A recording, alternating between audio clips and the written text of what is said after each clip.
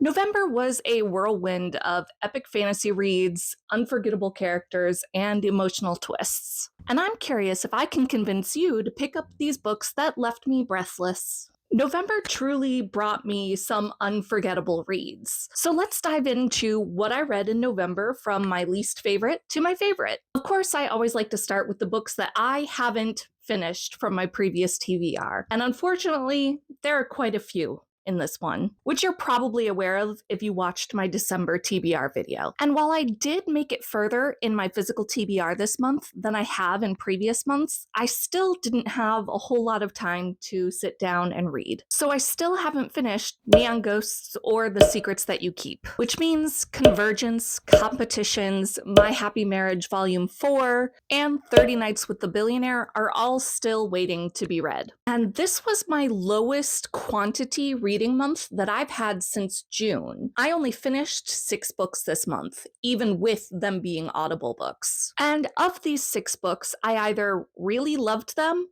or did not. And this is also the first month where I gave a book 1 star on my new rating system, so it wasn't a DNF. And that book was Mistletoe Malarkey by Stella Bixby. If you watch my live streams every other week, you will not be surprised by this at all. This is the first book in the Estella Murphy murder mystery series, which I believe is a spin-off of one of Stella Bixby's other mystery series. Stella is a detective who is going with her boyfriend to Ireland to meet his family for the first time over Christmas. When she gets there, she has a run-in with all the members of his family and a particular encounter with the elderly uncle who is maybe a bit too handsy. And said uncle gets murdered. And Stella, being a detective, is kind of right in the middle of the case and has to figure things out. There were a number of reasons why I personally gave this 1 stars, and I just want to remind you, just because it was a 1 star for me doesn't mean that it will be a 1 star for you. Book reviews are highly subjective, so these are just the things that were a miss for me. I personally did not like the characterizations. I felt like all the characters were very one note and there wasn't a lot of depth. I particularly disliked Shayla, the protagonist. I may have called her Stella when I was describing it, but it's Shayla. Stella is the author. And some of the reasons for that is she has a lot of internal monologue and things that she's working through about not feeling worthy enough for her fiance. And that is just going to be like really kind of triggering for me. I found some of the content to slightly promote ED because she's super worried about the fact that she's not skinny enough and that she's meeting a bunch of her boyfriend's exes and they're all super skinny and beautiful. And she's feeling insecure about that. And quite frankly, her fiance doesn't do enough to quell those fears in this book. And then because everyone except for our protagonist was Irish, you had this really strong dialect written into their dialogue, which, yes, put across the fact that they had very strong Irish accents very accurately, but honestly, I just found it distracting. And when it came to the crime itself, it was pretty predictable. I had figured out by like a quarter of the way through the book who did it, and I was not surprised. And if you attend my live streams at all, you would know that the only reason I really finished this book is because I was reading it for a magical readathon prompt, and I didn't want to have to find another book that fit the prompt. Because I typically find with challenges, if a book isn't working for me in a readathon like this, the problem for me is usually the prompt. It can also be the book, but that typically means that most books that fit that prompt aren't going to be for me. So I powered through. And I regret things. That was my only 1 star book of the month, but I did have a 2 star book, and I'm really disappointed about this one. And that is The Atlas Paradox by Olive Blake. This is the second book in the Atlas series by Olive Blake. So to avoid spoilers, I'm going to summarize the first book for you, which talks about 6 kind of very academically minded people who get recruited to join a secret society about the Alexandrian Library. And they have a year to decide which 5 will continue on to become the actual initiates in this society.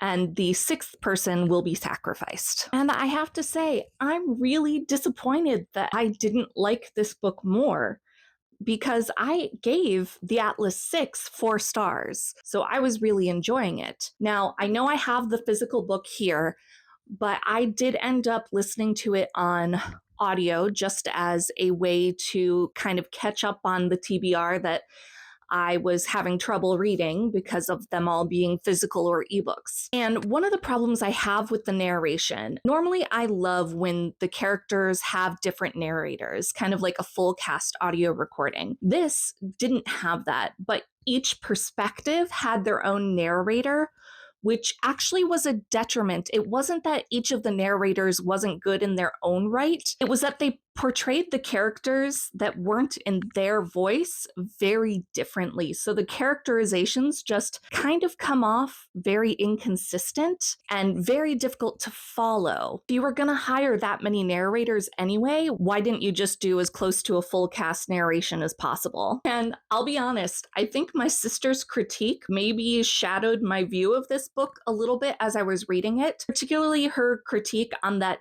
the scenes she chooses to show versus not are kind of weird. Like, there's this scene with one of the characters that I can't go into too many details because of spoilers, but like, you're really kind of wondering what's going to happen, and then they just skip what happens. And then they tell you what happened. And I'm not okay with that. You should have shown me what happened. This is a case where show don't tell was a big problem. There are times where you should tell your story, but in this instance, you should have shown it. And it just made me think that El-Arifi maybe wasn't great at writing big conflict scenes. I do still want to finish the series because I do have the third book. And also, why do I suddenly like Callum now? He was awful in the first book, and in this book, I'm finding myself sympathizing with him. What's that all about? I didn't have any 3-star books, which is kind of surprising because 3 and 4-star ratings are my pretty normal ratings. But I did have some 4-star reads, and the first one was Feybound by Sarah El-Arifi. Yes, I just mentioned in my TBR that I was going to read this in December. I finished it before then. This is the first book in the Feybound series, and it tells the story of 2 sisters, Yiren and Lettel. Yiren is a colonel in the Elven army, and when she makes a mistake, she ends up getting banished into the woods. And her sister, who is a diviner, goes out into the woods after her. And when Yiren kills a magical beast, some unexpected guests arrive, the Fae. And no one's seen the Fae in over a millennium. But it turns out that these creatures are magically bounded to Fae. So when Yiren killed this creature, she also killed the Prince of the Fae, and now must stand trial. So very ACOTAR-esque. I will say that the world building in this was really interesting. It's very ACOTAR, but make it African-centric fantasy, which was really interesting. And it also does have a primary sapphic relationship and a primary heterosexual relationship. And I really liked how both of those romances played out. I really liked, by the end of the book, where the plot was going and was very invested. Although I will say, when it comes to one particular character, the story was predictable. Like, as soon as this character showed up, I was like, oh, it's this. Which maybe just means that Sarah put together the right clues to come to that conclusion, which I appreciate. But, you know, it would have been nice to make it slightly less obvious. But I will definitely be picking up the second book in this series, and I'm curious to see what my book club thinks of this book. And the second 4-star book that I had back in November was Shipwrecked by Olivia Dade. This is the third book in the Spoiler Alert series,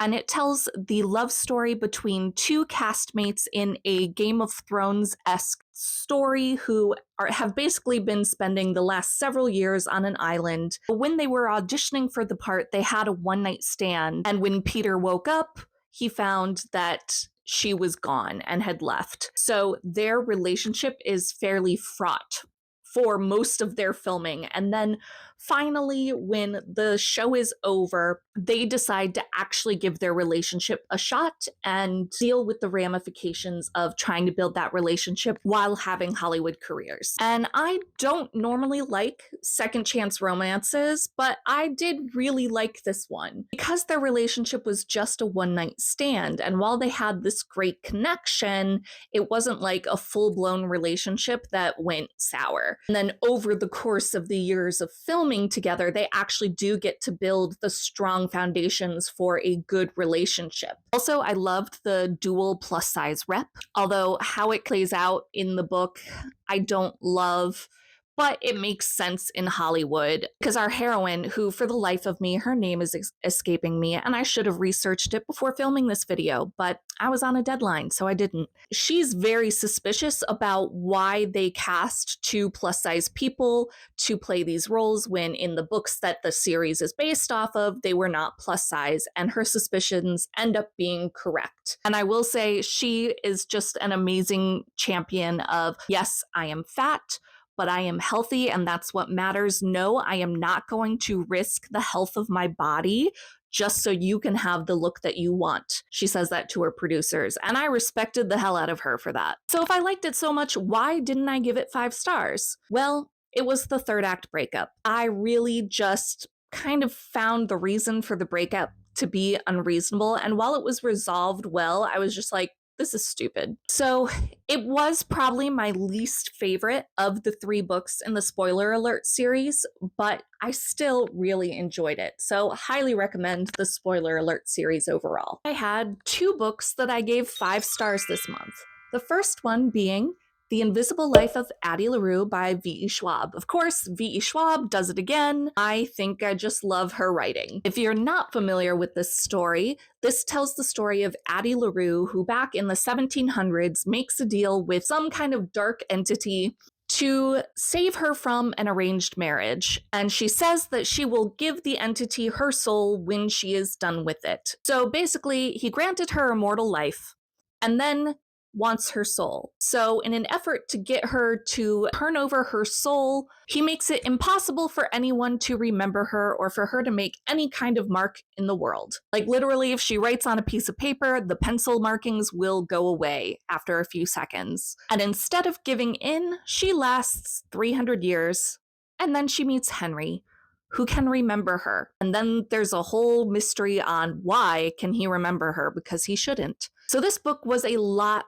slower of a pace than I'm used to for V.E. Schwab, but I still really enjoyed it. Also, I love that we have a bi for bi love story, so love that LGBTQIA plus rep, although I did find it lacking in other representation. But after talking about it with my book club, it was kind of decided that, well, you know, she's in France and she didn't really express interest in traveling the world, and it's insinuated that she does travel the world, we just didn't see it. So, I don't know. I know that there's discourse around this. It's not really what I want to get into for this video, so I'm just gonna move on. While I did find this book more slow-paced than other V.E. Schwab books, I was never bored. Though I will say, and from what I hear, the internet agrees with me, that Luc is a far more interesting character than Henry. But I think that's on purpose, and the ending and the way it paid off was just felt perfect to me. My favorite book of the month was See You Yesterday by Rachel Lynn Solomon. See You Yesterday follows Barrett Bloom, who's starting college on September 21st, and she's trying to leave behind a pretty fraught high school experience. So she's excited to see a new day, but her first day of college is pretty horrendously awful. And so she just goes to bed at the end of it and then wakes up, and it's September 21st again. And she finds out that there is another person trapped in this time loop with her who was in her physics class, and his name is Miles. And they're trying to figure out how they ended up in this time loop while falling in love with each other.